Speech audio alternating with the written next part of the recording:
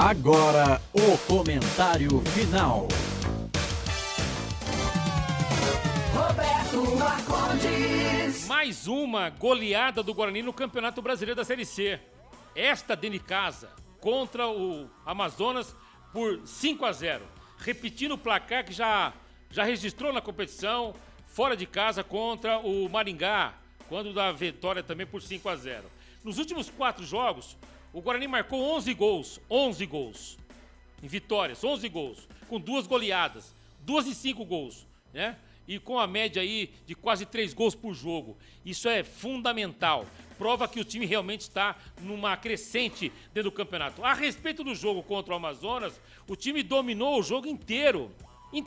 Teve algumas janelas para a equipe do Amazonas? Teve. Uma janela de 5 minutos no primeiro tempo, uma parte do segundo tempo também, mesmo porque não tinha outra alternativa. Quando voltou para o segundo tempo, já estava a 3. Mas o técnico Hélio Zenando fez também uma diferença importante nesta vitória por 5-0.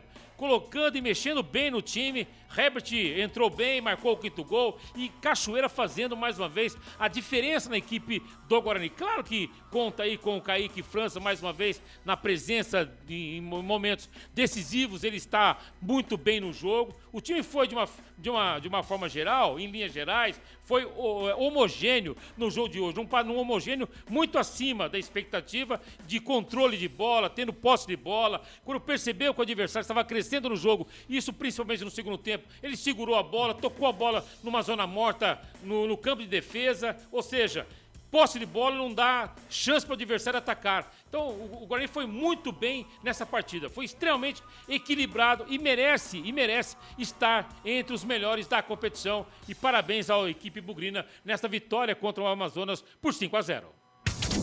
Comentário final.